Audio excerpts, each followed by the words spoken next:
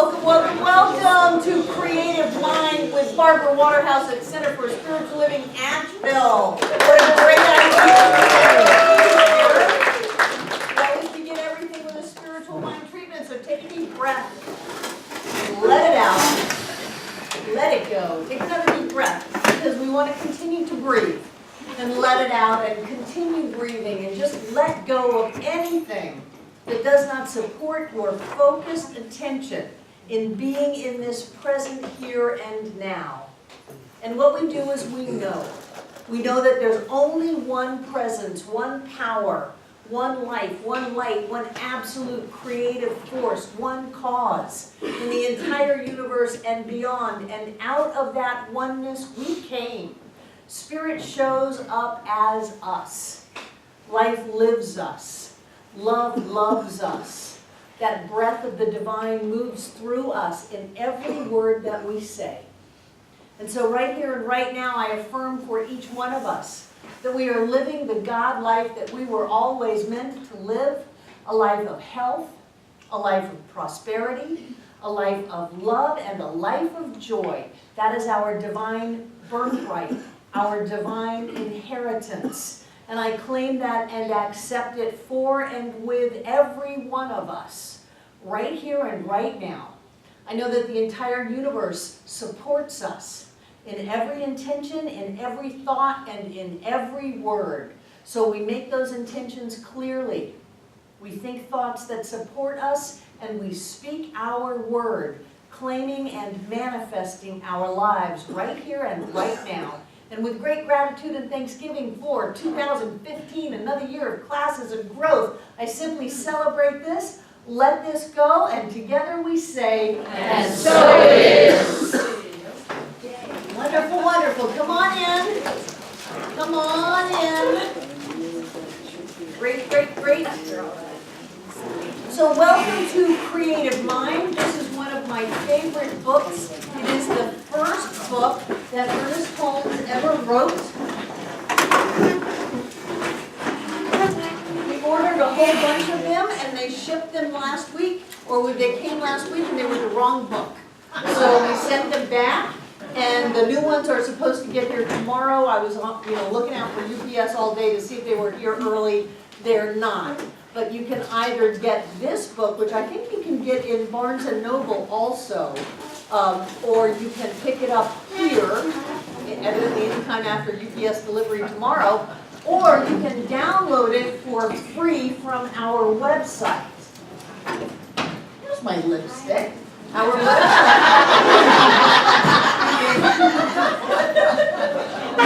www.CSLASHEVILLE.org.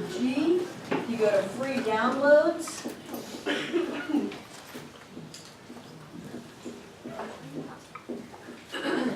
Books. And then there's a whole list of free books on our website. You go to Creative Mind.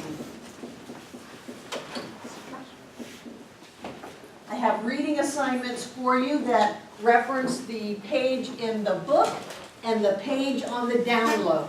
So there are two completely different formats, and that way you can keep track of where you're supposed to be. I know that I have a Nook, and if I download a book into my computer, I can tether my Nook to my computer and just drag it over to my reader. So that's as much techie information as I've got. But however you want to get this, it's a great book. It was Ernest's first book. And because you are wonderful students, I have recorded this book. So be gentle, I recorded it in a hurry. I went out and bought a special microphone for my computer so I could record it at my house nice and quiet. And I recorded almost the whole book in one day, and then I shut the computer down, moved it, went back home, plugged it all up again. And when I finished the book, I listened to it, and it sounded totally different because even though I had my microphone plugged in, the computer defaulted to the built-in microphone in my computer instead of the really cool one that I went to Musicians Workshop to buy. So all of a sudden, I'm going to sound really different. All right, you want more? Yeah. Here. We need one here. We've got a whole bunch of them.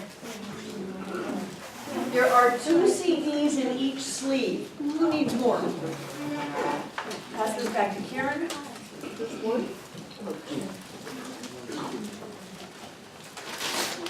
Any more? Anybody need more? One more. Pass this back to Mandy. So she's got that. Okay. There are 2 CDs in each sleeve. It just was easier for us.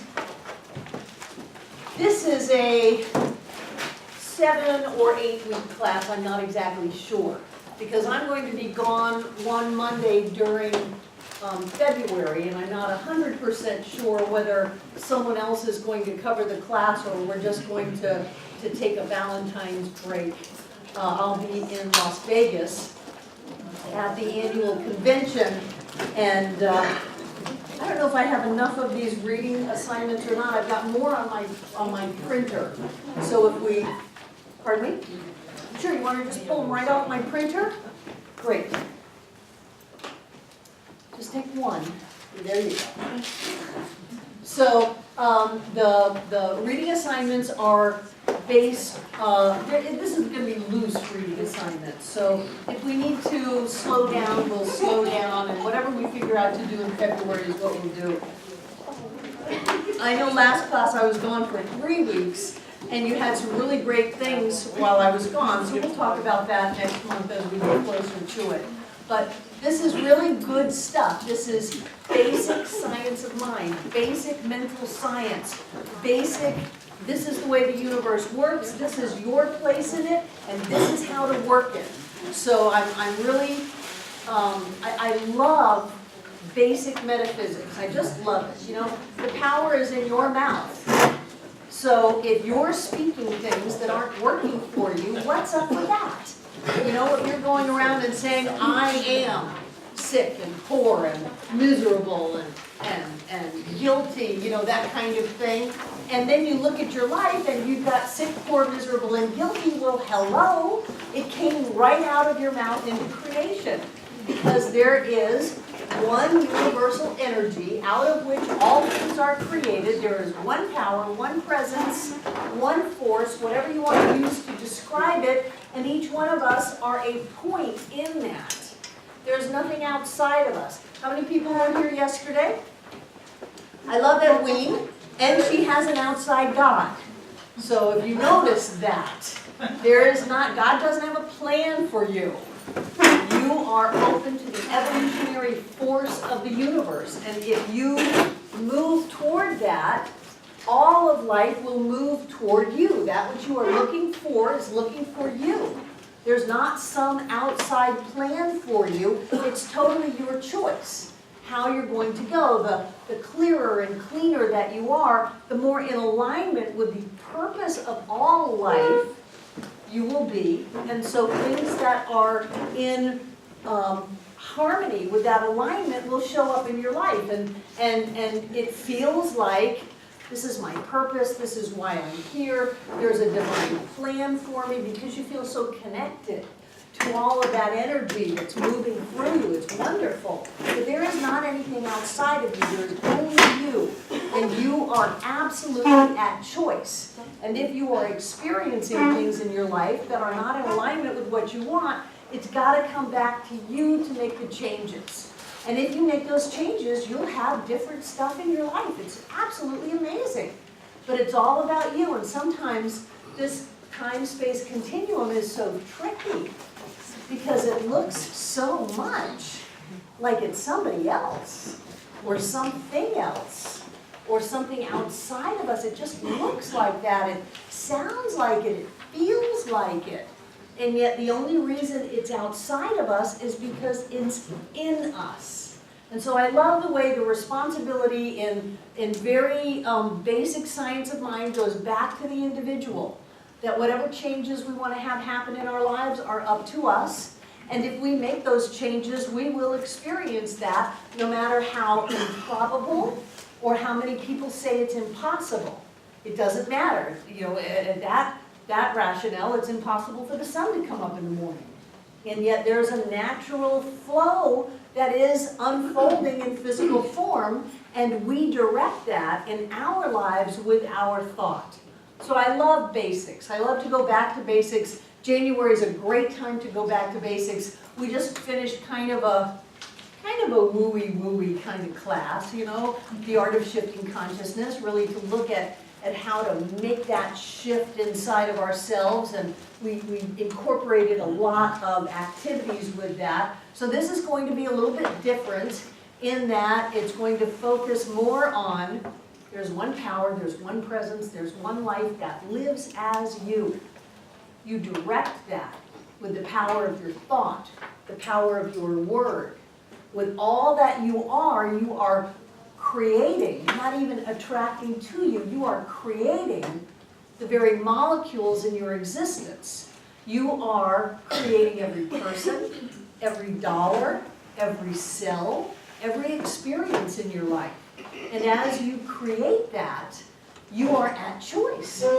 And the trick is not to get sucked in to, I am the creator of my experience. Oh, there's my experience.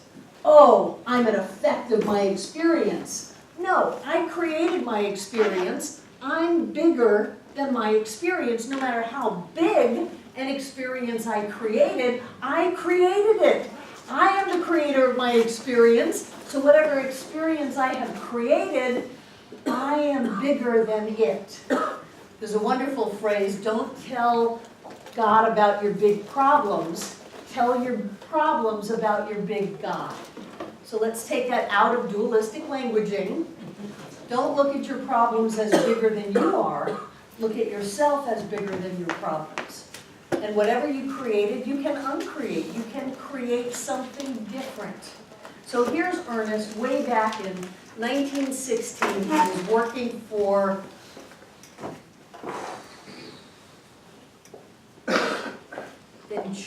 Venetia. What is that little part of LA? Venice. You're right. He was working for the Venice Parks and Recreation Department, and he was running like equipment, you know, and working for the parks. And he ran into someone who said, because he would read, he was a government job, he loved it. So his desk was always piled full with these books. And someone saw that and said, oh, you should come to our metaphysical library group and lecture for us. And he said, well, I don't know if I know or not. And they said, well, we pay 50 cents a person. And he said, okay, I'll be there. And that started his career. And so he started lecturing at the Venice ladies metaphysical group that met in the library. And this was actually a list of a group of transcribed lectures from that time. It's not even a real written book. I know when I was reading it, there are some times when the grammar doesn't even hang together. And you can tell when someone speaks, it's not the same as someone writing. And so you can get away with really just leaving out whole, you know, parts of a sentence when you're speaking, and the group just keeps moving on. But when you write it down, you want to clean those up if you only had an editor, so I guess he didn't. But as you're reading, if you notice some of those things, then these are transcriptions of his talks. And this was really his first venture into compiling all of these things that he had learned. And he's always said that he didn't come up with anything new, that this is all stuff that he has organized and compiled and brought together. And this was his first step at doing this. There's a wonderful story about this book. I don't know if I told you, did I tell you in the last class about Barry Zito? Any baseball fans? Barry Zito was a baseball player who was doing terribly. He was like the worst pitcher in the league. And he was in some serious slump.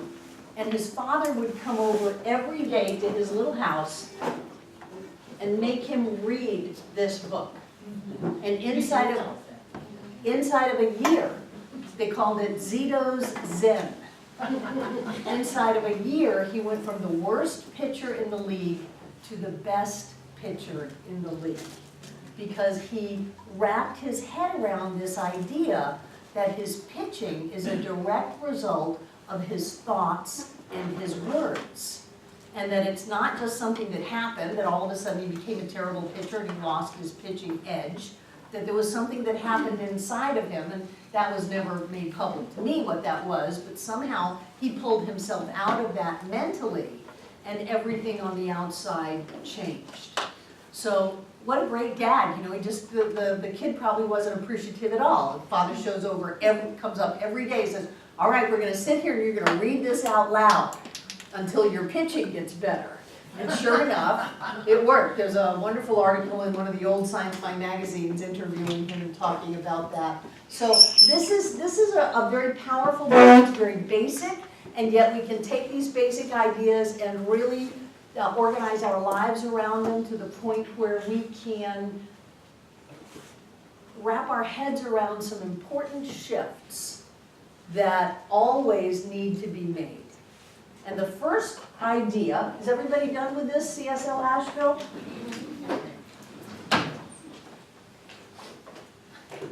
The first idea that all of metaphysics is based on is oneness.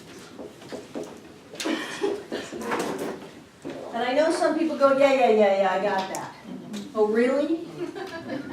Oh, really? You got that? Every person on the planet is a part of you, and you them, no matter what they're doing or saying. You got that the entire planet and all of its ecological wonders are all a part of all that it is God in form as rainforests and oceans and genetically modified food and things like that. Pardon me? Industrial waste, wars, that there is a oneness that cannot be given up on just because we have a pet peeve. And that's where I see a lot of people, there was an old-timey religious science minister named Raymond Charles Barker, and he said, we do not sacrifice principle even on special occasions. So if there's oneness, there's only oneness. And there can't be oneness unless somebody goes to war. Oneness unless a nuclear reactor blows up. Oneness unless the neighbor's dog is barking and it just pisses me off. You know, all is wonderful and love except for that. You know, it can't be. So everything is based on this idea of oneness, and it's the first thing to start to wrap our heads around. And it has far-reaching implications. If there is only one, if you and I do not exist separate from each other, if you don't exist separate from the table, or the chair, or the floor, or the building, if everything is the same thing, then how can you be less than that which you are the same to? Wow. How can you be less than that which you are, that which you are? And so, pardon me? You didn't get it? No, I get it. So, No, I'll ask this. So here we have the ocean. Here we have the ocean, and we have a bucket of water. And the bucket of water is saying, it's still in the ocean. It has not been pulled out of the ocean. Just defining a part of the ocean the size of a bucket. And here is that bucket size of the ocean going, oh, but I'm so small. I'm just one little part of the ocean. The ocean is so big. If the ocean only would help me and turn me into a wave and let me go with the tides to where I want to go, then all my life would be better. But I'm just a little part of the ocean. For that matter, unless you actually put that bucket-sized amount of water in a container with edges, the bucket-sized water just merges into the rest of the ocean anyway. It doesn't stay in one little clump, peeking up out of the waves and moving. It's just gone. It may be together for 1 second, and that's it. And then it is the water. It is the ocean. It is the whole ocean. So let me try to explain this again, because I thought it was brilliant. If there is only one, and you are the same as that oneness, because there can't be anything else. Are you hot? Did you get hot in here? Yes. Oh, I've got it cranked up pretty high. It's my thermostat control, which is not working well. If you, hold on, if you are created, not even out of, because that has a sense of separation. If you are the universe showing up in form as you, just like you are light, just like this light is light showing up. Granted, it's coming from these fluorescent bulbs, but it's still the light. You can't say where is the light from that, lamp, and where is the light from that lamp. It's all mixed together. It's all light. So if you are the idea of spirit, the energy of spirit manifesting itself as you now, if you cannot be separated from that which spirit is, then that means that you are the same as spirit. So if you are the same as spirit, how can you be less than spirit? How can you be less than that which you are the same as? You can't. You are the same. You can't be less than spirit. And so part of these far-reaching implications are that if there is only one in the universe, whatever that is, made manifest in myriad forms, individualizations of spirit walking around looking separate. However, that's not true either. We are not separate beings. If there is only one, then each and every one of us must be that oneness, which means we are divine. We are divine. We have to be divine. And that means that there is no greater or lesser. There is no outside power to come and save us or help us or guide us or any of that. There is only that which we are. Now, can we open up to a greater awareness of that which we already are? Absolutely. Absolutely. But it is not outside of us. It is that which we are. And that's a big deal. That's a big deal because that takes away any and all sense that you are small, that you are less than powerful, that you are less than capable, that you are less than pure, perfect spirit. And if you sit with that for a while, it will do you much more good than many, many years of therapy. Because there's nothing broken, there's nothing wrong.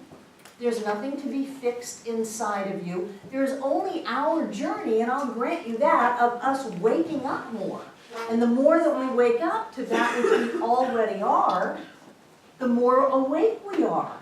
The more that we get that the infinite in the universe, we can only have as much of that infinite as we can open up to and use, as we can take.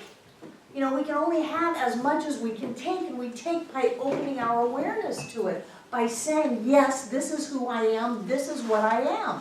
But it's not like there's some outside power saying, oh, I've got you good here, it's your soulmate, it's your perfect business, it's your purpose, it's your money, it's your health, whatever, but you can't have it until you take some more Barbara's classes, do some more affirmations, read some more books, do some more forgiveness work, whatever. It's not like that. You already have it. It's like you're already sitting in your perfect life, and if you're sitting in there with your eyes shut, I don't have a perfect life, that doesn't mean you don't have a perfect life. That's just the limited reality that you are choosing to believe at this moment. And every time you say that, things aren't perfect. I don't feel good. It's not working out. It must not be the right time. As if there's some giant universal clock deciding on when your good can come We translate our old belief systems into metaphysical language so easily. Well, it must not be the perfect and right time. Says who? There's only the eternal now. If it's not now, it never will be. So rather than say, I don't deserve to have my good, we say, well, maybe I'm not ready for it. Maybe it's not the perfect and right time. All of that is a crock, because you can never be less than that which you are. And since you are God informed, whatever that means, and I don't pretend to know what that means. Anybody who says they know what infinite spirit is a liar. I mean, we go from not even universal. Ernest will use the term the universe as a synonym for spirit. Now we know that there are multiple universe layers. So maybe 100 years ago that was as big as he could think. But now even the universe is a point of manifested form as spirit. So how in the world can we, when our conscious mind, even conceive of what spirit is? And then I tell you, that's what you are.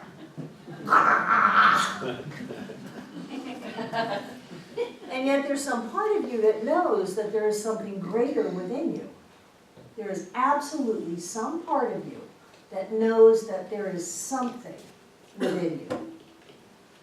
That there is something within you that sometimes you can touch, sometimes you can almost touch it, but it is transformative.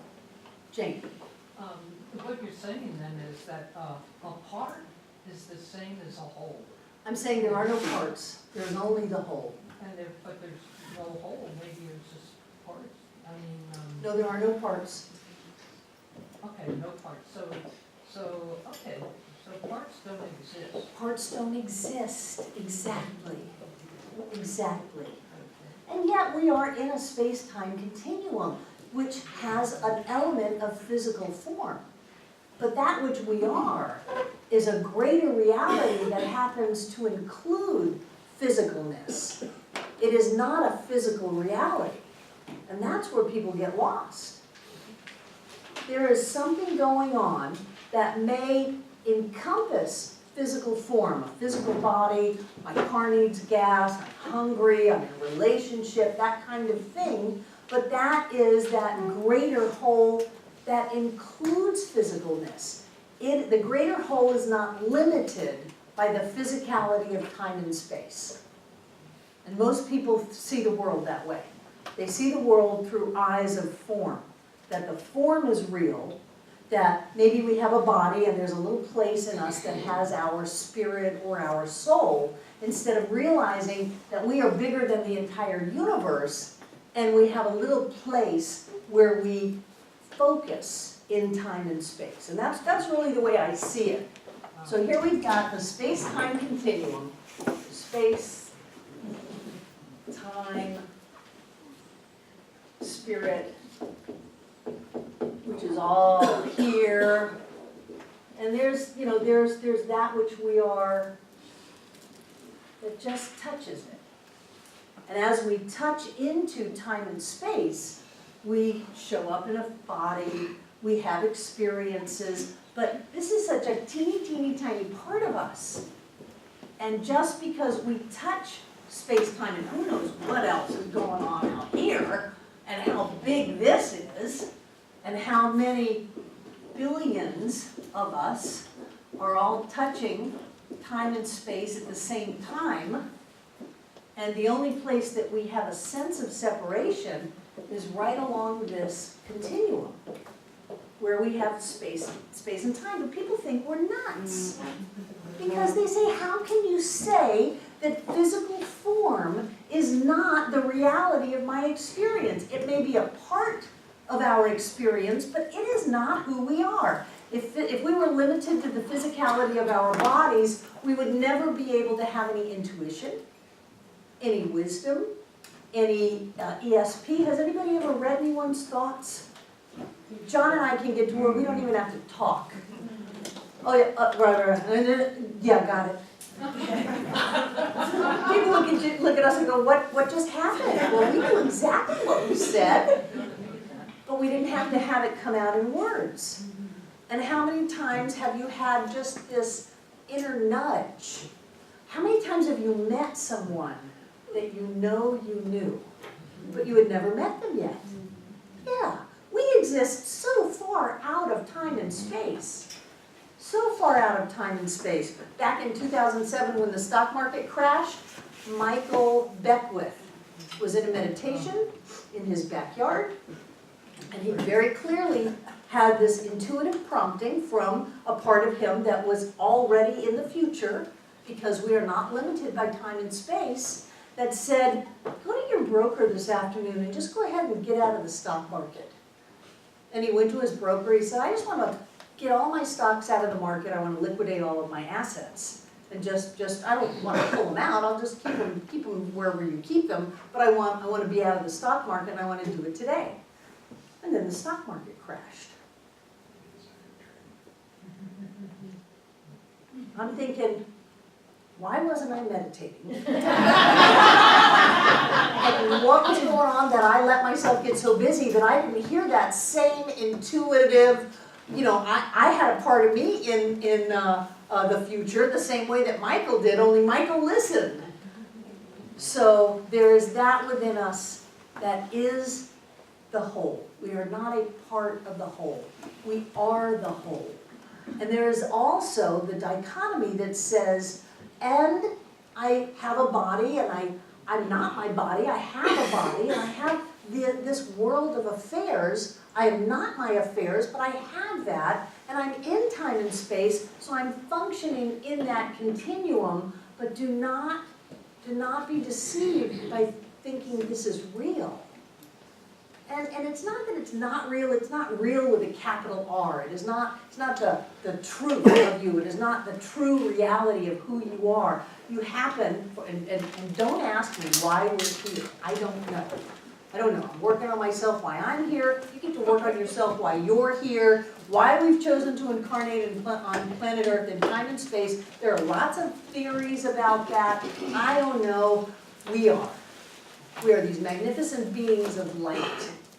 We are magnificent beings of love and power, and we have focused down into density of material form. And so that's, at one level, what we're dealing with. But for us to get lost in the, I don't even want to say illusion, the reflection, for us to get lost in the reflection of physical form and forget who we are is what gets us into trouble. Because then we look at the creation as bigger than the creator. And we are the creator of our experience. No matter what that experience may be, no matter what it may sound like, no matter how far away we may think it is still us. It is still us. How many people know about the Masaru Emoto blessings on the water, freezing of the water crystals, and if you put hate, it freezes into these ugly, nasty, chaotic things, and if you put love, it freezes into this beautiful, organized, balanced crystal.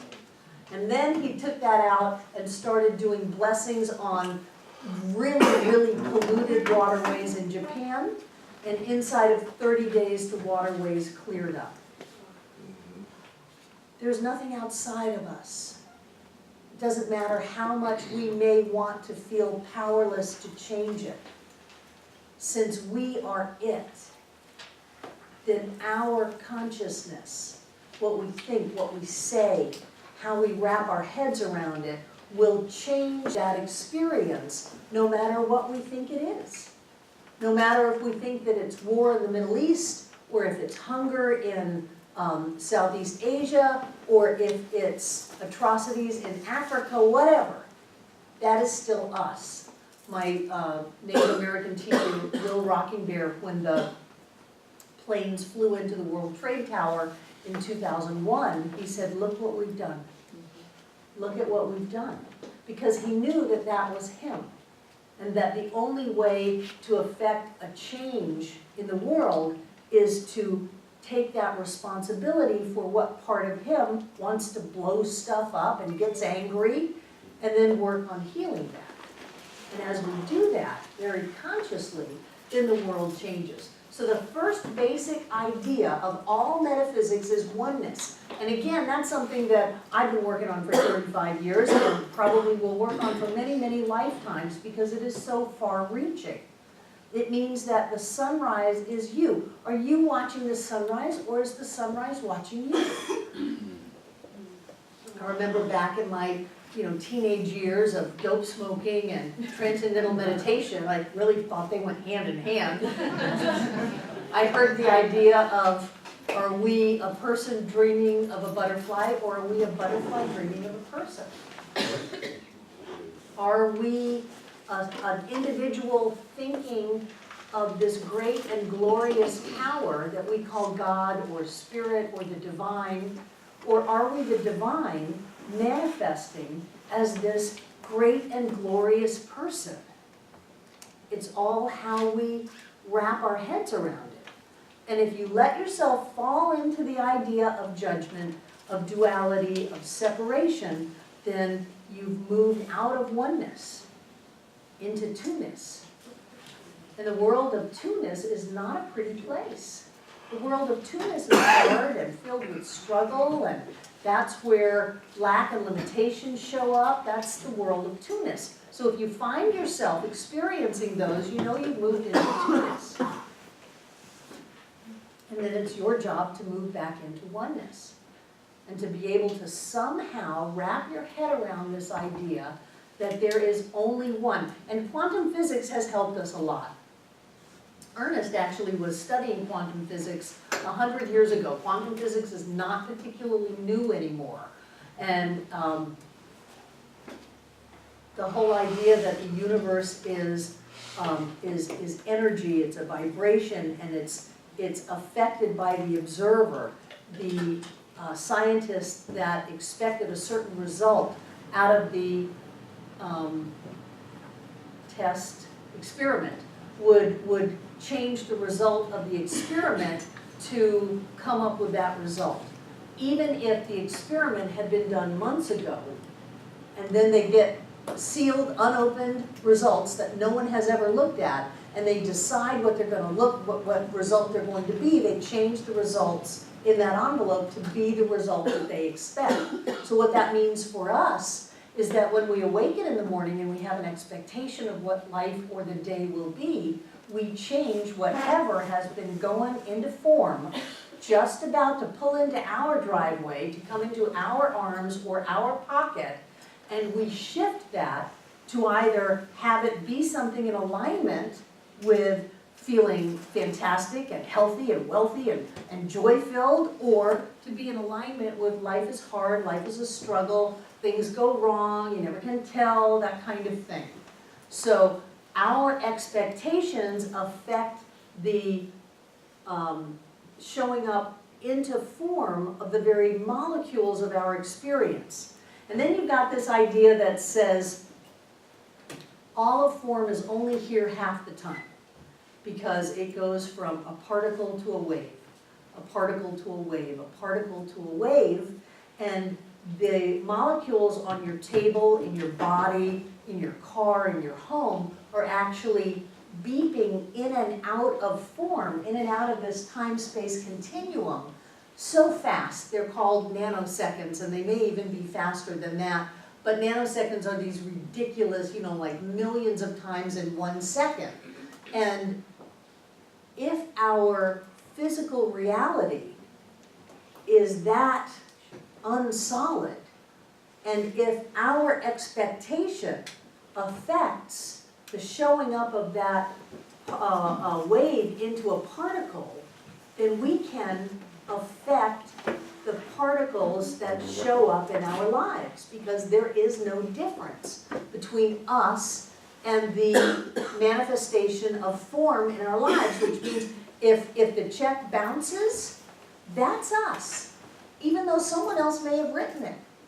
Or if it turns out to be 10 times higher, that's us. When you sat out in your car and wrestled with yourself from I've gotten fired to no, there's something better showing up, and you sat out in your car and cried because you called me, and you had to wrestle with your own thoughts to be able to wrap them around a little bit, an idea that this was a blessing in disguise, that something good was going to come of this, as all of those wave particle, wave particle, wave particle, catching on the wave side before it's back in form as a particle, which you can do because it's going in and out in nanoseconds, and then you can shift it to where, yes, something good came of it, yes, you got another job the same day, and 2 weeks later got a raise.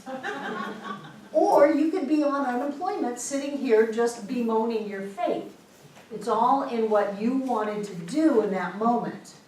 And this is what we do. We affect the energy around us as it particularizes itself into form, and we choose, consciously or unconsciously, I'll give you that, how that form is going to show up. All because there's only one. There's only one. All of the saints and sages of the ages, when they get past all of the dogma and all of the hoopla, and they just get into that pure, perfect state of awareness, they get that there's only one. Science mathematically proves, at least in this time-space continuum, that there's only one.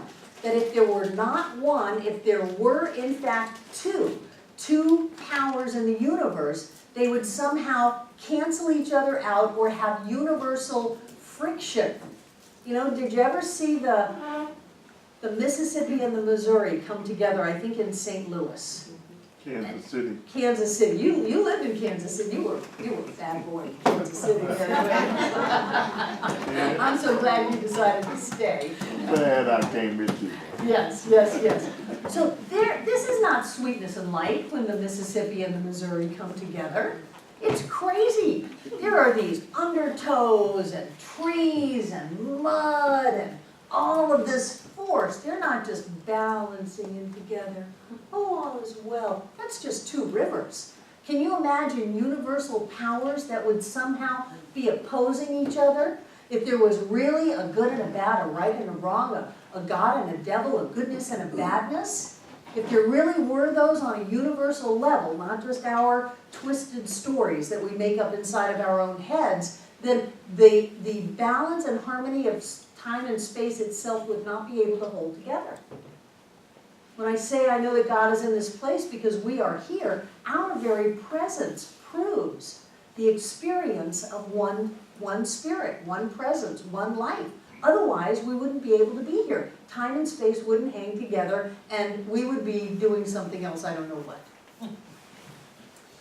So the ability to wrap your head around that asks a lot of you, because we're enmeshed in a group consciousness. One of the reasons that we love to come here is that we have a really good group consciousness. It feels good here. We permeate, penetrate, and fill the interspaces of the center. We put our energy into the walls, from the floor to the ceiling, and when we walk in, we feel that.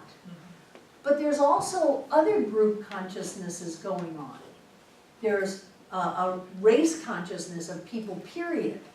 And one of the biggest misperceptions of humanity in general is that we're separate, that you can hurt me, that you can take something from me. And so we continue to create over and over and over again being hurt and having things taken from us, or hurting and taking. And we call it war, and we call it domestic violence, and we call it everything in between. And then there are other types of consciousness that may be more subtle, and I'm just going to go ahead and step on a couple of sacred cows.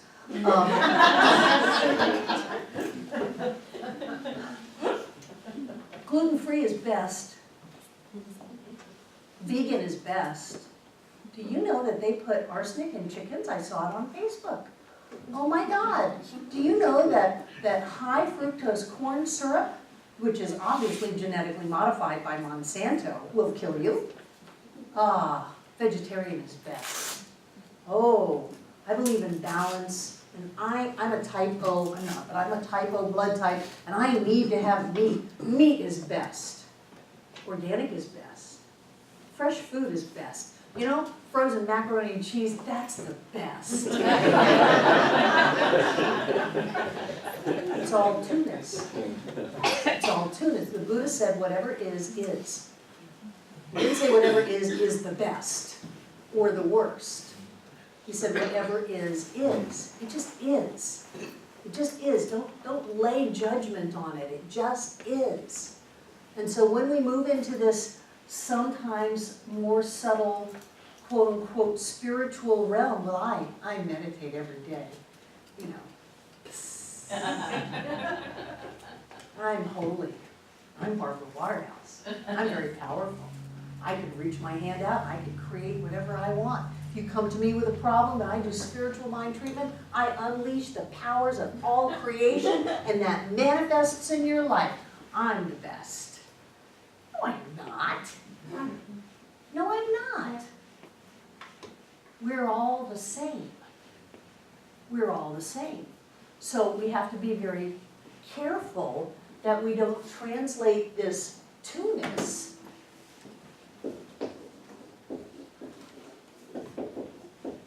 because it seems like such a good idea.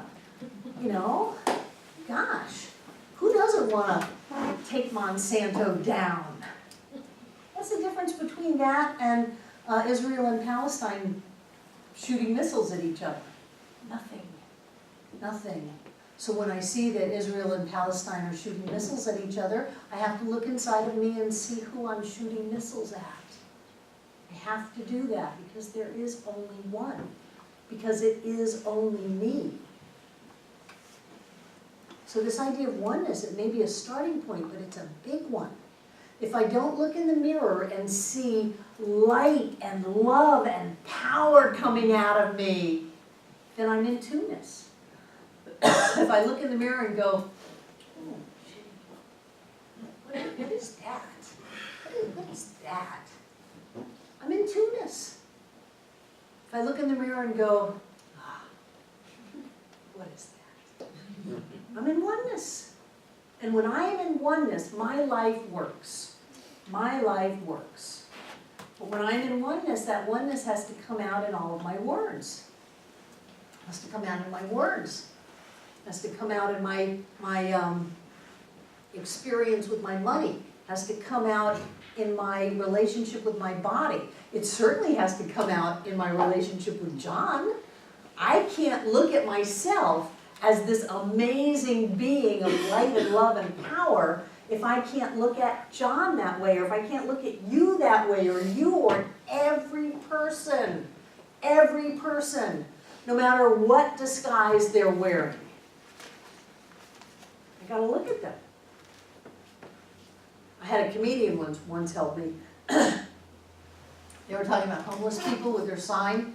You know, they're looking for money for food, and the comedian's going, wait a minute, I'm still paying for food I ate 2 years ago and put on my credit card. You're even. You're way better than you should be giving me money. And so when I see people doing that, I go, yeah, you chose freedom over security. You can go, live your life. Well, you live in an abundant country. You're not going to starve to death. If you really want a meal, there are meals to be had. Go for it. Right on, brother. See what a different experience that is? Instead of, now, is there another one in the bushes and they go and they swap the cardboard because this is really a business that's being run on this street? I don't want to be like that. I want to go, yeah, you're God-informed. You're living the life you want to live. You have everything that you could possibly desire. You have all of the power in the universe within you, and so do I, and so does everybody else. And that's what I see. That's living in oneness. And that opens me to that creative ability that, as Edwin taught us so well yesterday, is not cluttered by all of the emotional garbage that so many of us carry around. You know, why does she have us doing our forgiveness work so much? She's been telling me to do forgiveness work for 31 years. And I still have more to do. But what is that other than internal blocks that is keeping me from having everything that I want? It translates as lack of self-worth inside of me. And then that's projected onto other people by me thinking less of them. So if there's anyone that you're thinking less of, for whatever reason, you're beating your kid in the store, whatever, that is your own lack of self-worth because you haven't moved into the idea that all that spirit is you. And I'll grant you that we probably can't wrap our conscious minds about that, around that, but we can open to something that touches our soul, that lifts us, that wakes us up. We can open to something. And you, every person in this room, knows that that's more real than anything that may be going on the outside, because when you touch it, you're changed. And people will go into deep meditations and go to week-long processes to touch that. Michelle? Could you repeat that thought you said about thinking less of someone is my lack of self-worth? Yes. Oh, and you said something just beyond that about... Anytime I think less of anybody else, it's because I'm thinking less of myself. And whenever I'm thinking less of myself, I've moved out of oneness into two-ness. Into the lie that says I'm separate, I can do something bad, I have to hide that which I am from people.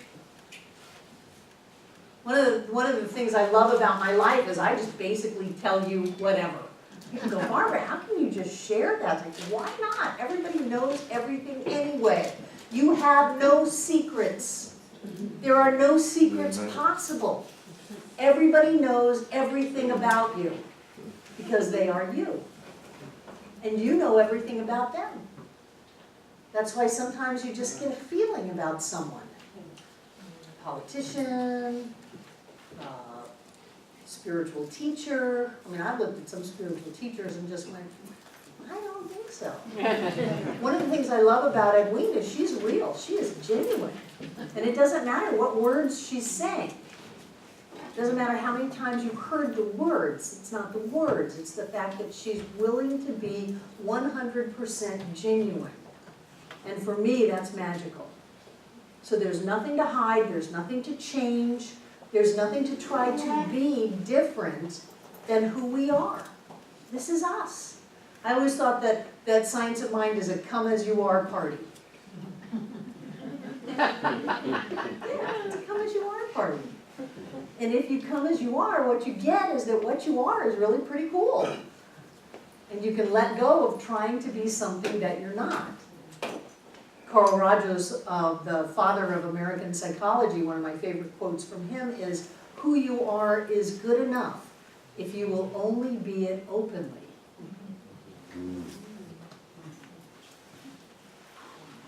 So you as spirit, made manifest in form as you, magnificent, glorious, powerful. That's your job to wrap your head around. And then to translate every experience that you have, how does that fit with me as spirit, made form, coming into some kind of a point vibrationally so that I can hang together in time and space, even just a little bit of me, so that I can have a body. People who have had near-death experiences say letting go of the body is like taking off a shoe that's too small. So we're holding the density of physical form, but that's not who we are. That's not who we are. We are light and love and power and amazingness. And so as we experience this reality in time and space, it's important to be a little schizophrenic. We're living in two worlds. The Mayans call it the tonal and the managua, that we're living in two different worlds. We have a foot in two worlds. That's what the metaphysician does. It's okay to put gas in your car. People say, well, if I can do these affirmations, why do I ever have to put gas in my car? You don't if you really can go there. Me, I just put gas in my car. But you're living in two worlds, and so every time you have something, and you know when you have something, you go, oh, do you really said to me? Can you believe believe someone actually posted stuff on Facebook that has explicit sexuality and naked pictures, and that person goes to the center. Can you believe that? That was a couple of weeks ago. Barbara, do you know what's on Facebook? Do you know what so-and-so put on there? I don't care. But you know, when you have that, then that is your street sign that you have moved from Oneness Lane to Two-ness Trail. And if you don't want a life filled with suffering and struggle and lack and limitation, you got to get back to oneness. So for me, I look at myself and say, how many times have I done something that upset people? A lot. A lot. Okay, well, just let it go. I mean, I don't have to make anybody right or wrong. I just need to let it go so I can go back into in Lakim, in Lakesh. In Lakish, in Lakim. I am another, you are another myself. Yeah, you are one with me. Namaste. I salute the divine inside of you. I mean, this is not new, but when you take it to what the implications are, that there is only one, it is far-reaching, not only in terms of the shifting of realities and the creation of money or health or opportunity in life, but the whole essence of who we are and how we see ourselves is brought into question. You know, am I a person? Am I a woman? Am I my mother's daughter? Where is my sister? I brought her stuff. Am I my sister's sister?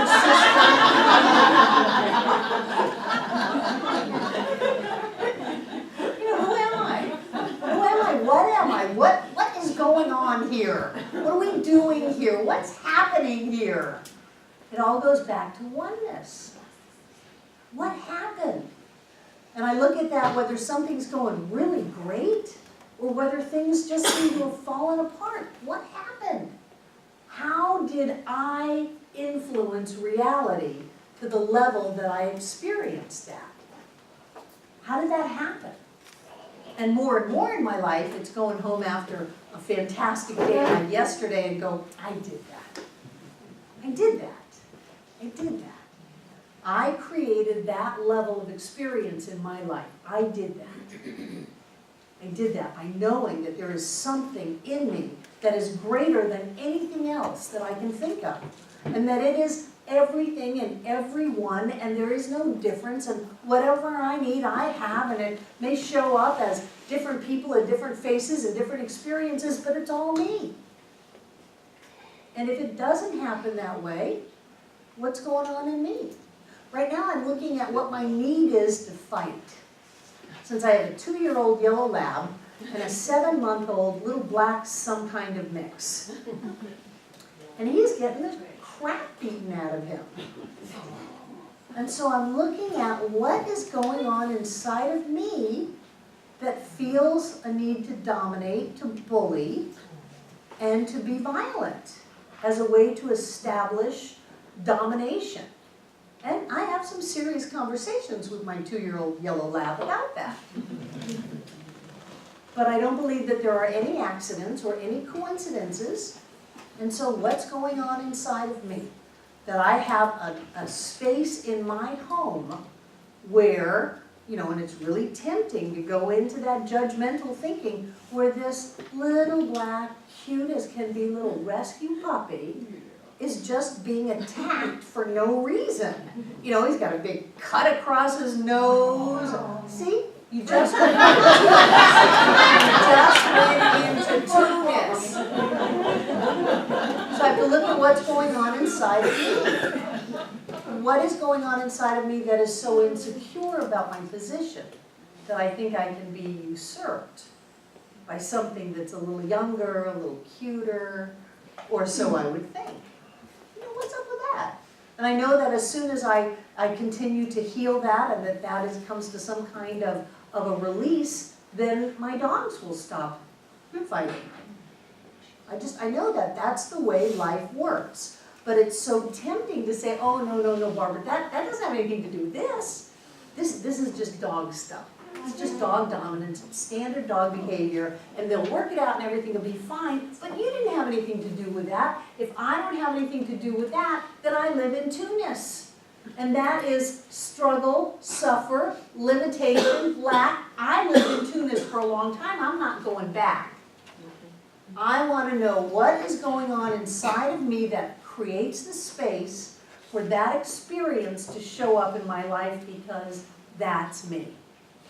So when I say it's all based on oneness, it's a very big deal. It's not just, oh yeah, Barbara, I got that, it's all one. No, we don't. Let's take a break.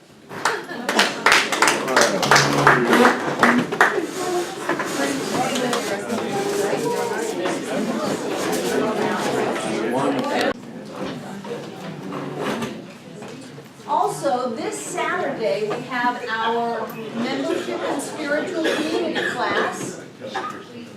And so I'm wondering, is there anybody in the room that is not a member that would like to be a member of Center for Spiritual Living Asheville?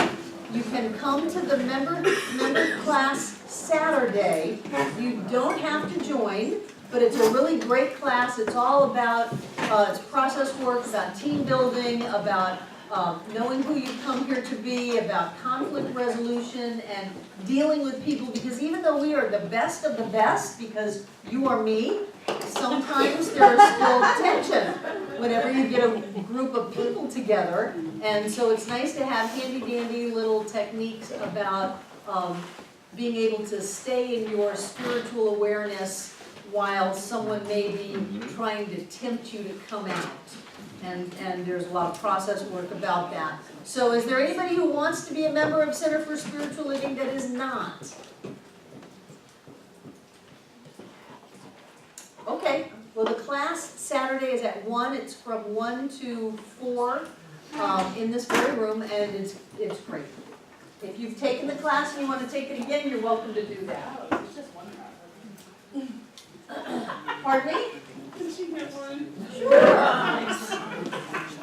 Well, something happens when you align in consciousness and when you are a part of a group instead of, no man, I'm not a joiner, I don't want to be a part of that. That, in my opinion, is a way of continuing to defend yourself against perceived, oh my God, other people, you know. And when you can just say, I'm a part of this group, amazing things happen, because there's an energy and a consciousness here of prosperity and happiness and health and joy, and it rubs off. It really does rub off. So I encourage you to think about that. I know there are quite a few people in this room who are not members, and I'm talking to you. I am, because, you know, what's up with that? Susan? Something said, Okay. and we was talking about, when you want to manifest something, be specific, color, size, texture, all of those Right, she was things. talking about goals. And when you speak, I hear you say, if you're specific, you're gonna leave out opportunity for more or different. Right. I don't do goals. I don't do goals for that reason. What I want to do is bypass that I want this kind of a house with this kind of a view and this many bedrooms and all of that, and I want to go straight, this is such dualistic languaging, but forgive me, I want to go straight to God. Feeling. I want to go straight to what would I get from that. I am at home in this world. You know how many people do not feel at home in this world? They do not feel at home in their skin. They don't feel safe in this world. I am at home. I am in comfort. I am welcome in this world. That's where I'm going to go. And I'm not going to go to, although I've been very tempted lately, to know that the mortgages on the property at 2 Science of Mind Way are completely paid off. What I want to know is that we are a prosperous, thriving community and we are free. And that's just the difference. If you want to create something specific, go for the goals. Get really, really specific. Write it down, outline it, figure out what it's gonna be, and you will get that. I've gotten a number of things that I didn't want. And Edwin says, don't worry about it, you're practicing. You're practicing conscious manifestation. Karen? So is that like, get underneath what it is you think it's gonna provide for you, because we all know that those things don't really provide us. Right. You're going from secondary causation to primary causation. Okay, so focus on, those are two options. You can do goals and say, I want this specific thing, but really being clear at the same time, the reason that you want those things is that it's gonna make me feel fill in the blank. Right. I want $1 million in my retirement fund. So that I Why? can travel and have So freedom. that I always have more than enough. Got it, thank you. So I always have more than enough. And $1 million in my retirement fund may stop me from doing something that I should be doing for me. I may take my $1 million and go get on a sailboat and just stop living. Because part of my living is that I teach and I'm excited and all of that. People who retire, most of them are dead in 5 years because they've stopped living. So it used to be, I want $1 million in retirement, and then 2007 came and we all started over. So I gotta look at, why do I want that? What is that magic number of security? And am I not secure? And I can have $1 million in retirement and lose it just like that. So why do I go there? Why don't I go to, I always have more than enough? And then let the stuff show up, that's great. It's fine with me to pile up around me. I particularly like to collect gold and silver and jewelry and pretty things. I like to collect that, that's fine. But if I'm looking at that as my security, then I am going from first cause of the God that I am to secondary cause, I'll be okay as long as I have that. I'll be okay as long as I have you. One of the hardest things in this job is letting people go. Letting people go. Christy left. She was all, I'm not leaving. She left. I sent her an email and said, I miss you. What happened? What's going on? So, Vivian, you left for how many years? 6 years, and then you came back. And so I have a personal ethic of not chasing people.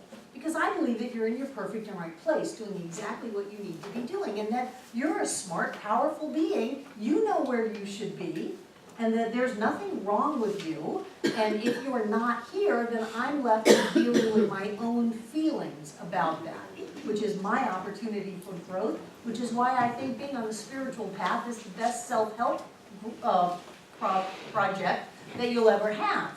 But when I look at somebody and go, I need you, then I've put myself at effect of your presence.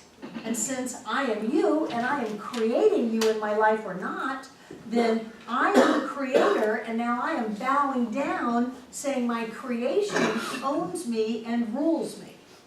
Does that make sense?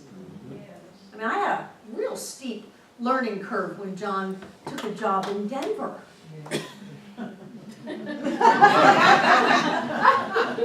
I looked at him, and he was going to Johnny Coleman's memorial service. This was a 5-hour memorial service today. I watched it on live stream. I couldn't believe it. But she's wonderful. She has 30,000 members in her church in Chicago. They have a 5,000-seat auditorium that is filled every week. Her students are Les Brown, Della Reese, Ben Vereen. The mayor of Chicago opened it with a proclamation and quite lengthy tribute to his personal relationship with Johnny Coleman. And so, I forget why I even brought that. So John's going to pack last night. He left right after Edwin, so it was yesterday morning, and I expected him to pack. I said, why aren't you packing? He said, because all of my stuff is in Denver in my condo. I just hadn't wanted to get that at all. But he shares a condo in Denver and has every last thing he needs there. So that when he gets on a plane, he's got his computer, but that's it. So that was my process of I'm creating an experience for me to look at whether or not I am at effect of my own creation of whether or not John is home. And I took it all the way this summer to having him gone for 2 solid months.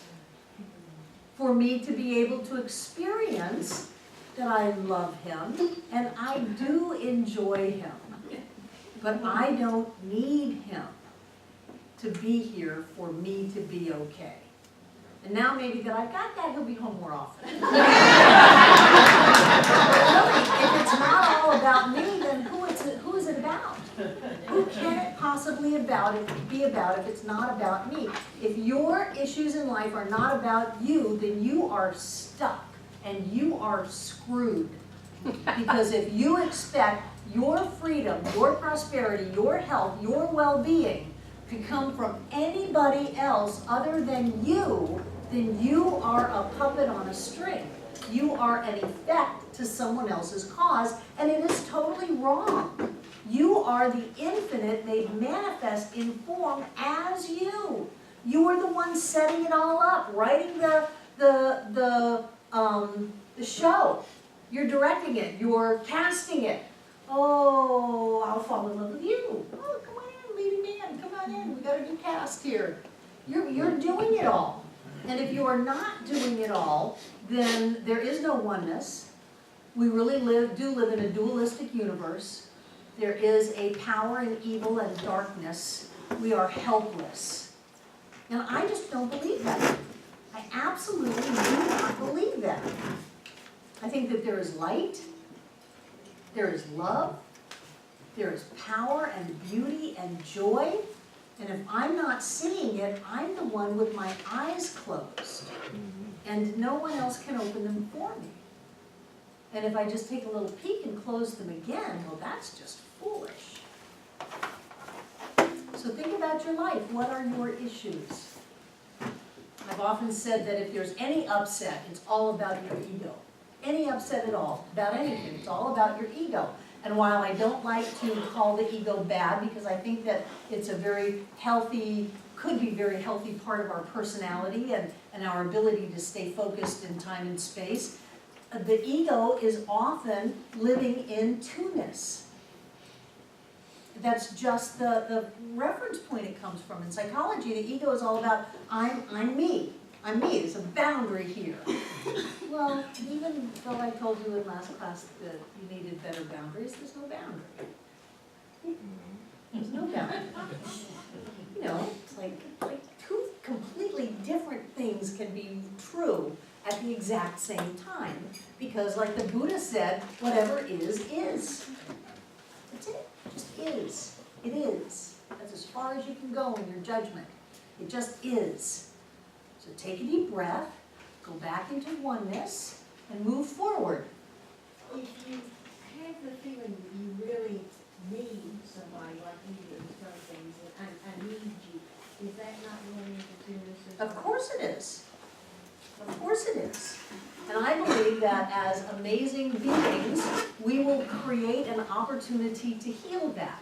I got John elected. I know I did. I just marvel. I treated every day that he was president of Centers for Spiritual Living. Now, he asked me to do that treatment.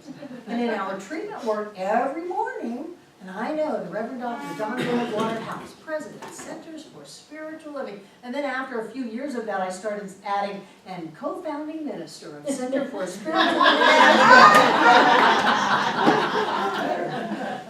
But I did that, and I think that what we do is that we create an experience to remember who we are, to heal, to grow, however you want to language it.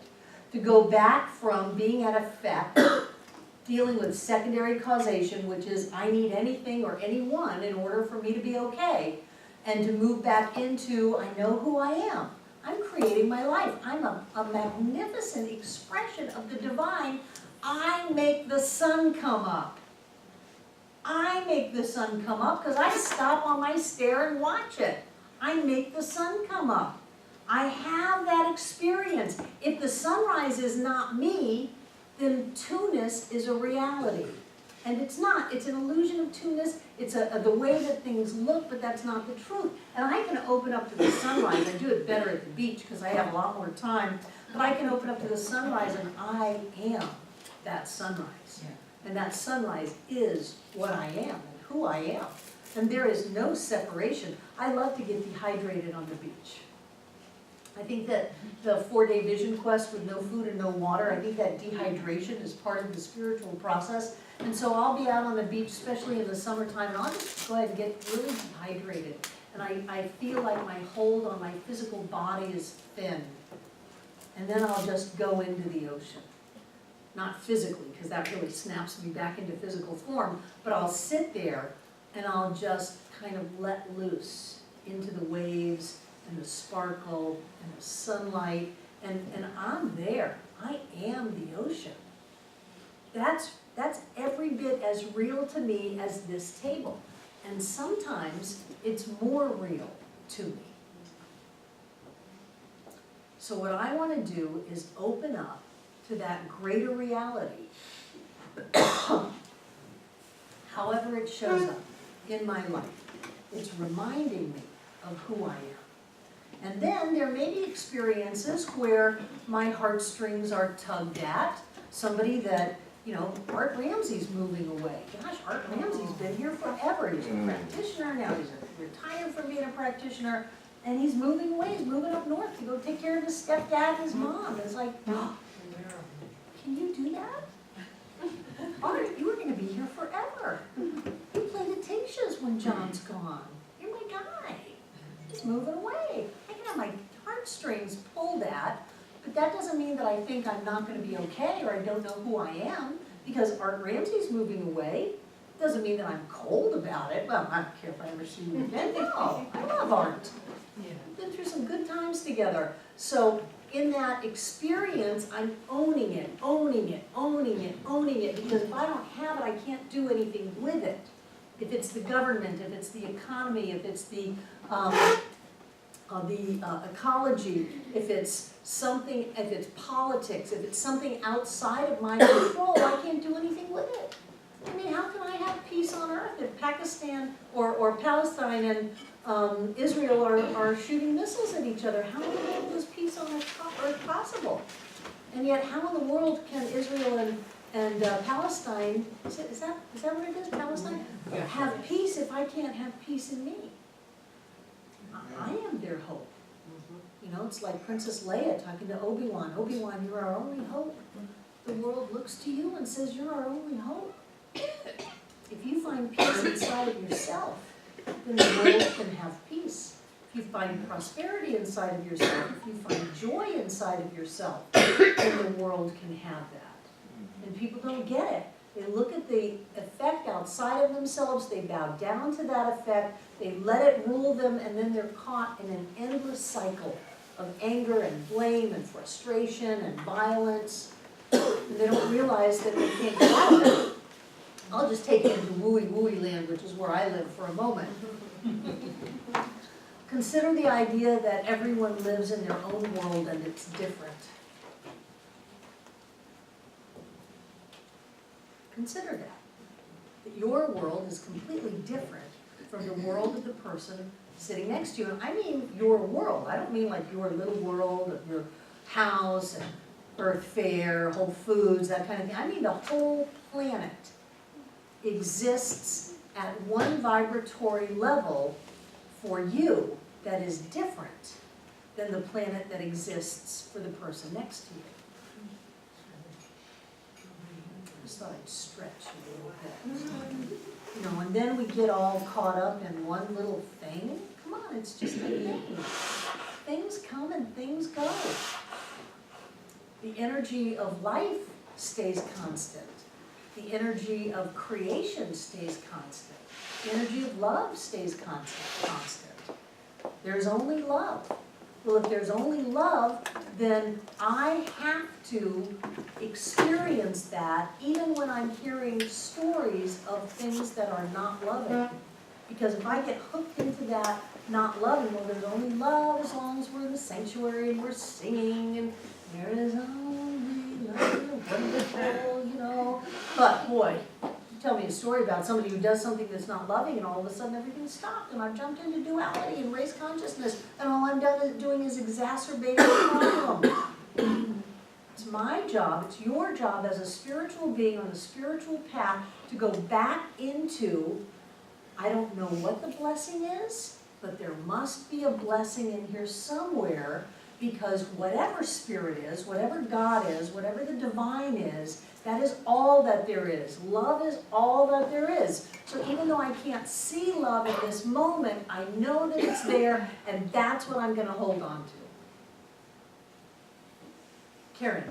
I love the expression that Edwina said, if you see the good in the situation, only good can come out of it. Right, you call it forth. And usually we come around to that, at least the people in this room most likely, eventually. But it might take years to get around to go, okay, now I get why that happened, or Right. the goodness in it. Or I know plenty of people that will take a perfectly good divorce that could have opened the door to their freedom and happiness. And instead of going there, they're going to spend the next 20 or 30 years blaming and punishing their ex-partner. And so they don't get that blessing. But if they could have stopped in that moment and said, you know, there's good in here for me, I have a whole life in front of me that I can go to, then they'll pull that out of the experience. And instead, people choose to, you know, hang on to resentment and upset and anger for years and years and years, sometimes for the rest of their lives, when they could have had a blessing, a breakthrough instead of a breakdown. You know, they could have had all kinds of great stuff if they had been willing to sit out in a car and just start to wrap their head around the possibility that things could be okay. Because then the impulsion of all of life, which is for a greater and greater good, is going to be moving circumstances through you in your experience, in alignment with your new idea, even if you're not really good. You know, you don't have to be so enlightened. I love it, I think it's in this book that Ernest says all you need is 51%.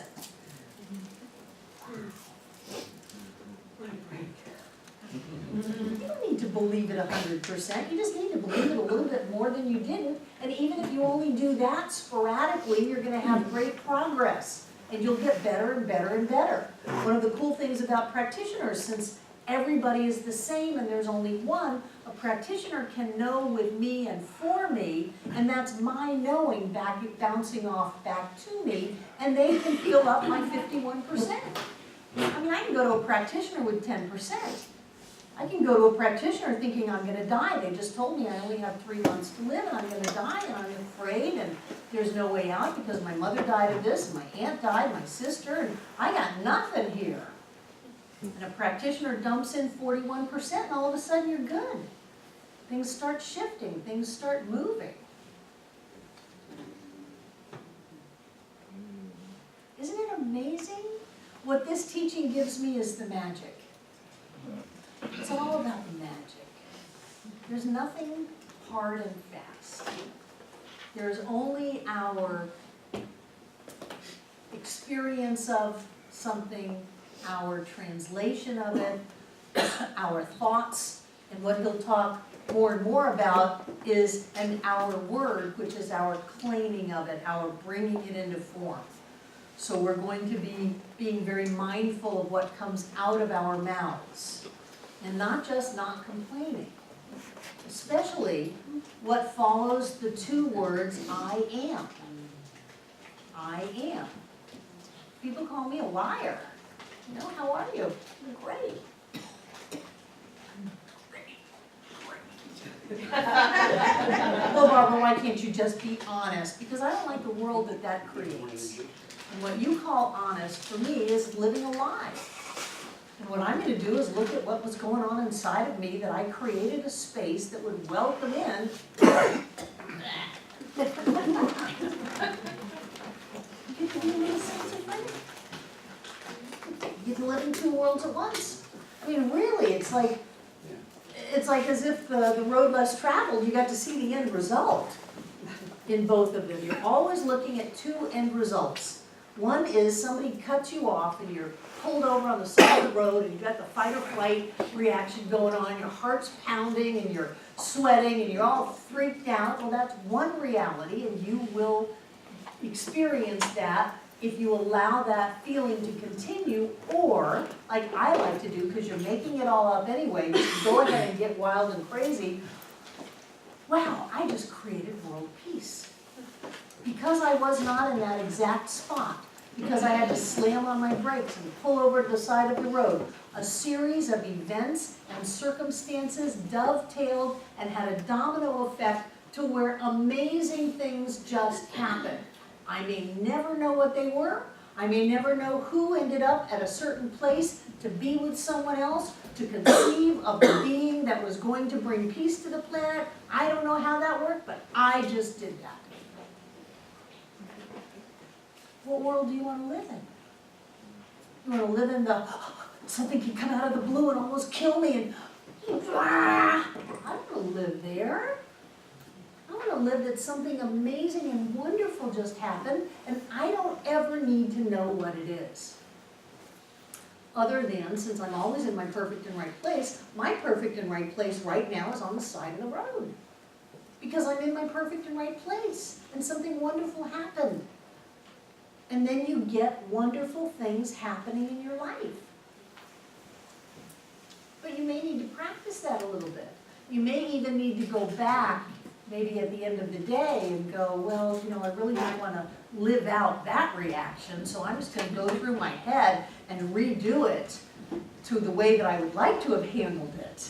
And set that in motion, especially in your subconscious mind right before you go to sleep. Set that in motion, and then let that be the experiences of your life. So people say, well, don't you need a certain amount of money in the bank? Don't you need to live in a certain kind of place or have a certain kind of relationship? No, just wonderful things keep happening in my life over and over and over again. My life is just fantastic. I'll take that one. Because that's where you really want to go. Here you are, this amazing, powerful being. You showed up in time and space on planet Earth right now. I don't think you showed up to have a bummer of a time. I think maybe there was celestial conversation of it. There's a thing called color, and it's on planet Earth. It's in this thing called time and space. It's a space-time continuum. It doesn't really exist, but everybody agrees to it, and you can have color. There's a thing called sound. There's a thing called touch. It is amazing. There's a thing called taste. Wow. Do you want to go? You want to go experience that level, that depth of that ride? This is like Disneyland of spiritual lifetimes. Yeah, I want to go. And then we get here and go, oh man, sound is yelling, and touch is hitting, and taste is bad, you know, and we think that's what we get out of life. That's not why we're here. You're here to experience beauty and wonder of life, and it comes from living in oneness and not two-ness. And part of living in oneness is that if you have something that doesn't feel good, that you know that you have the ability to send it away. I love uncreating people, things. I mean, sometimes people leave the center and I don't have the heartstrings. It's like, I must have healed that one. It took me long enough. Part of that knowing that you are perfect and don't need to be punished is that you don't have to have things in your life that hurt you. You don't have to struggle. You can have those go away. You can have them transformed into something else. Part of knowing that you are love made manifest, that you are precious, is to know that you get to experience a level of livingness that is wonderful. And that is about having enough to do what you want to do and go where you want to go. And if someone gives you something that has pain attached to it, you don't have to keep it. You don't have to stay in a relationship that isn't working for you. You have to look inside of yourself and see what's going on inside of you that you have the space for that. And sometimes you go, okay, and I don't need the space for it anymore, so I'm gonna quit that job, sell that house, get out of this relationship, throw away those shoes, whatever it is, and let yourself move into a greater experience of livingness. But it all comes from this idea that there's something really special in you. There's something really wonderful in you. That you are not a miserable sinner, and this is not a test, and you're not going to burn in hell, and there's not, the devil made you do it. There's not someone trying to screw with you and say, here, take this. Oh, you took it. You're in big trouble. No, that's sick. That's neurotic. That's crazy. I mean, if we were to do a psychological profile on the God on a cloud, really? Lightning bolts and blessings and a bad attitude and never forgets anything? Really? Talk about someone who needs forgiveness work. Typical idea of deity does. But then you move into this sense that there's something wonderful inside of you. That life is a gift and that you get to enjoy it. That that's what you're here for. You're here to love your grandchild. You're here to open up your heart. You're here to trust and move forward and know that everything is always fine. And if something appears to go wrong, check yourself out, let it go, claim the good, and move forward. We don't have to analyze everything. We don't have to put everything in a little box. There's something amazing in you. And as you open to that, it shows up more and more and more. And it all goes back to this idea of oneness. If you're ever blaming yourself, or anybody else for that matter, you can't blame anybody else unless you blame yourself. If you're ever feeling ashamed about anything, or if you ever have these words come out of your mouth, shame on you, no. Don't shame anybody. You're only doing that because you feel ashamed. If you're ever making anybody wrong, which only comes from you making yourself wrong, then what your job is, what your spiritual path is to move into that idea that you are a perfect, precious manifestation of pure love. And yes, I will say one more thing. You have never done anything wrong. I don't care what it was. You've never hurt anyone. You can't. No one has ever hurt you. They can't. Whatever you have done in your life has brought you up to this point. And, take a deep breath. Whatever you did was the only thing that you could have done. If you could have done anything else, you would have. And since you didn't, you couldn't.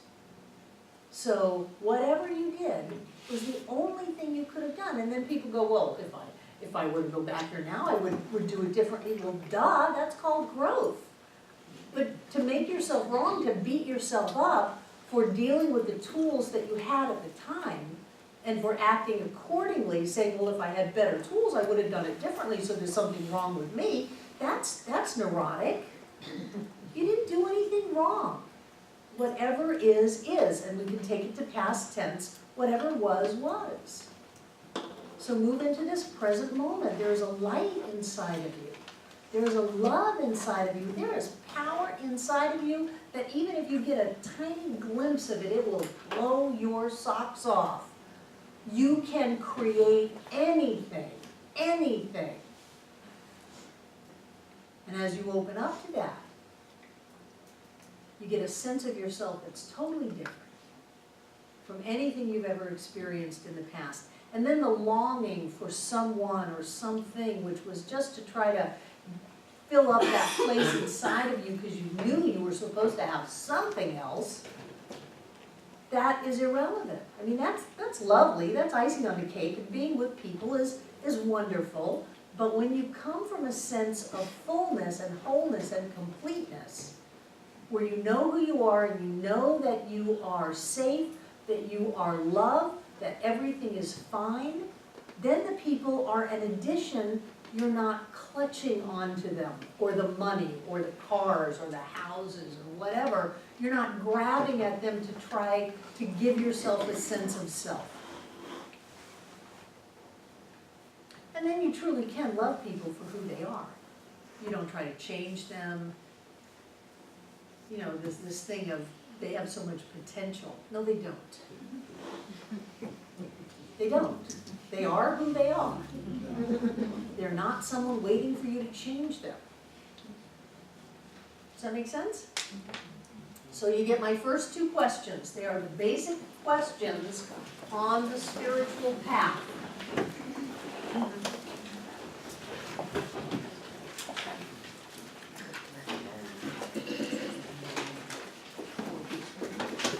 No, it's up to you. I'm garbage. There's something on here. No, good.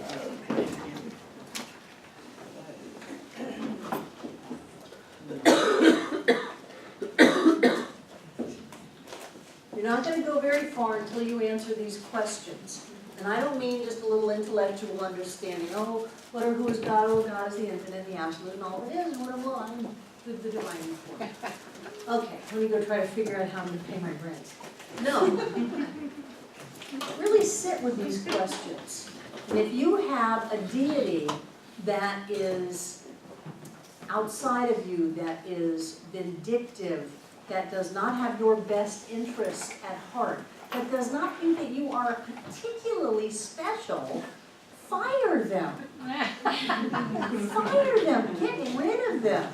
If you have the God of your childhood, if you've got a God called fate or genetics or circumstance or whatever, get rid of it and create a new concept of whatever deity might be to you, whatever that is.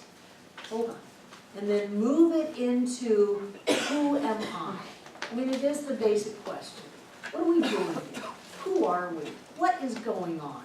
What's happening here? Those are some basic questions that deserve an answer from you. And check yourself out. Because when you get afraid, if you really believe that there's something that is going to punish you and that you deserve to be punished, that's something we need to work on. That's something we need to work on. Jane. That's a tough question. Who is God? What if you just don't believe there's any, God or anything like God? Well, then that will be part of your answer. What do you believe in? Or nothing. You believe in nothing? I don't think you'd be here if you believed in nothing. Well, I don't understand it myself, but here I am. No, there's a presence in something. There's a love. There's a light. Just explore it. Okay. You present yourself limited. You're not. That's your defense mechanism. That's a question that just, Confusion is a cop-out. but that's always a function of that. Well, if you don't like the word God, don't use it. Who or what is energy? Who or what is life? Who or what is love? Who or what is that something? You know, I went over a cliff when I was subtracting 39 years ago because my son was 3. I was in the back of a pickup truck and we had gone up to a biker party in Arizona, in Prescott, Arizona, and I had a voice clear as day say, get in the back of the truck, these people are dangerous. And truly they were like roasting rabbits over fires and tripping their brains out and all of that. And I got in the back of an open pickup truck and pulled a blanket up over me and just kind of hid. And the next thing that I remember was that the driver, who was high as a kite on peyote, or mescaline 1, had laughed all the way over the cliff. He had died. I had been thrown out of the open end of a pickup truck and had hit my head on the rocks. Now I know beyond a shadow of a doubt something kept me from getting killed. Now, we can call it angels, we can call it my higher self, whatever. I should have been dead in that moment. I landed on my head, still have the malaligned skull bones from that, and I didn't have any recognizable damage. I mean, there were ambulances, and they looked at me and said, oh, you're okay. You know, and there were children to be taken care of, and all of that stuff. So I know that there's something. Now, if I was in a more traditional mindset, I would say the hand of God came and caught me and placed me down not so gently on the rocks. I mean, if you were gonna catch me, you could have put me down without hitting my head and cracking my skull open. But I know that there's something, I know beyond a shadow of a doubt, that when things are really looking difficult for me. I remember when we were building this center, we're coming up to our 20th anniversary, a week from Thursday, 20 years, and we were building this center, we were out of money, our contractor quit, and we had nothing. And John Gustafson walked in. You know, I know that when things are really, really hard for me, something happens. And I don't want to put it in dualistic languaging because I'm creating that, but from that perspective of I have absolutely nothing to everything is fine. I feel like there's a presence. I feel like there's something. And I don't know how to put words in it, and I don't want to put words in your mouth, but I know that. And I know it beyond a shadow of a doubt. I don't care what anybody says. I know it. I know it, and I know that I know. And I use that sense so that if I'm creating something, if I'm treating for somebody, I know that there's something there. I'm setting my word into something. I don't know what it is, but sometimes it feels really thick. Like it really is this unformed jello, this plastic, undifferentiated substance of light. And sometimes it all just seems so thin that I could step out of time and space just like that. But I know that even stepping out of time and space, I'm stepping into something. So these are the kinds of things I want you to look at, just to get a sense of where you are on your spiritual path. I think the worst thing that a metaphysical teacher can do is give you a bunch of words and not have you have the experience. And so this week I want you to really look at, what do I believe? What do I believe? What do I believe is here? What do I believe is my body? You know, what do I believe? How does that work? And who am I? And then you've got a little bit of reading, and you've got some terrific CDs. Any questions before we close? Great, take out what you're going to give.